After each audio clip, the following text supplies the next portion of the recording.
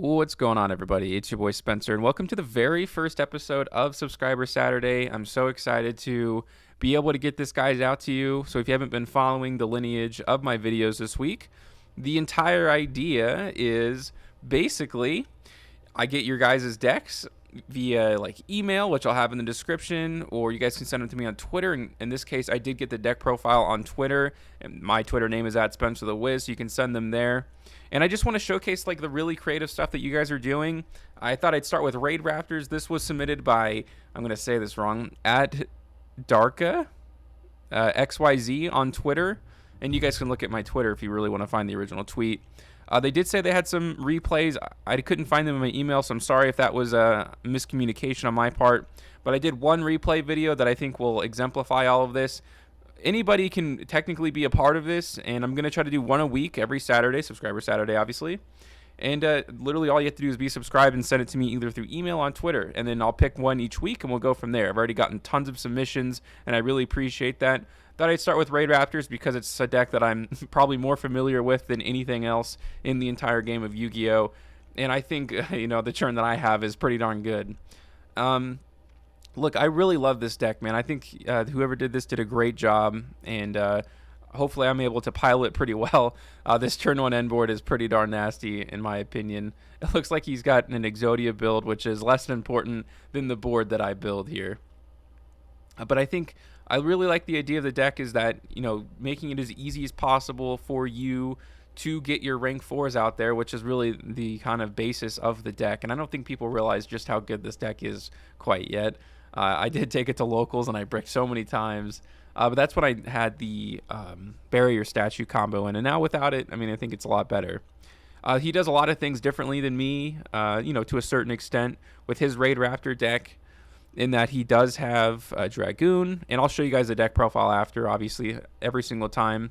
I'll have gameplay video first, and then I'll show the deck profile. And then I'll give my comments as I go through the deck profile of, things I would maybe change. But here we go. I'm pretty sure this is about as good as it gets for the deck profile, if you guys were watching there. I opened with the Knight's Claw, so that's, technically can't be included, but I was able to search a Fogblade. I was able to search the Phantom Knight's Force. And so that basically means, look, here's 2 Omni Negates. Here's a negate via, Dark Rebellion if I really need it from the hand.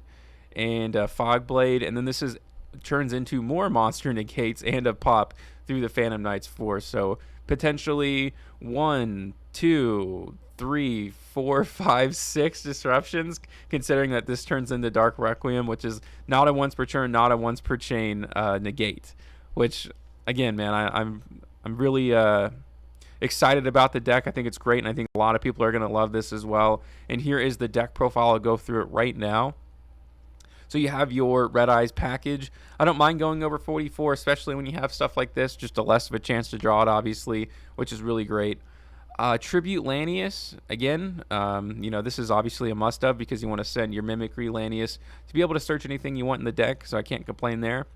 I don't know if I had Raiders Wing at 3. I think I'd consider maybe more Pain Lanius, because if your hand isn't perfect, right, and open a bunch of ways to get into your XYZ monsters and you just need another free special summon, Pain Lanius is a little better. But again, I think that comes down to preference. And of course, Vanishing Lanius is always going to be at 3. Strangle Lanius I have also at 3 in my deck personally. 2 I suppose is fine. I don't really think it makes that much of a difference. And I do agree that Mimicry Lanius is correct at 2, so obviously that's great. Then it goes on to the Singing Lanius, very good, free special summon. Heal Eagle is a free special summon. Pain Lanius we just talked about. He has Blackwing Zephyros. I would actually have Spears as well. That was one of the things that I would recommend for the deck profile, considering that if you're going to search, a lot of the times you've gone through all your Raidraptor resources, and your free special summon can actually come through the combo where you use something like Forstrix to get the other piece of the puzzle. You special summon this back by bouncing the Raider's Nest like I did there, and then there you go, you have another rank 4. I didn't use this in my deck profile, but I actually think it is the correct choice here. Ancient Cloak to go along with Silent Boots.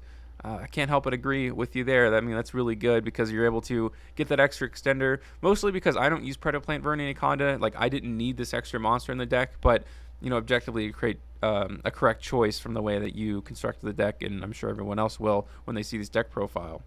And then I kind of mentioned this, the Photon Thrasher. Certainly not bad at all. Just a free, way to get your play started, and it doesn't really impede on any of the other plays you have in your deck at all. Kage Toke, I also, did I say that right? Kage Toke, yeah, something like that. I think it's also good. I have it in my deck as well. And then here's this hand trap lineup. Very good to have that. I mean, to have 6 hand traps in a Raidraptor deck, I think is, pretty darn good. It actually gives you a chance to go first, So 2 Lancia, 2 Ash, and 2 Effect Veiler. Pretty good lineup there. And you have the 1 Phantom Knight's rank up Magic Force along with Soul Shave. Very good. The Foolish Burial is able to send your Mimicry, or I guess technically anything else if you need to. Called by the Grave, this is a combo deck. Wish it was at 3. Monster Reborn, good extender. Raider's Nest is part of your combos, plus an extender, which is insane. And then he has the 3 Shade Brigadine, that's a free special summon. Again, no complaints there, very good. And the Fog Blade and the Phantom Knight's Claw. Moving on to the extra deck, I have, or I should say he has, or she, it doesn't really matter, right? 3 Force Strix, the 1 Wise Strix. I'd honestly consider bringing this down to 2. I've never really needed 3, especially as the duel goes on. And I would have replaced one of these with Satellite Cannon. If I could make a recommendation for sure, that's what I would do. That way, because there's no spell and trap removal here in the main deck, which I think is fine because you have access to something like Satellite Cannon.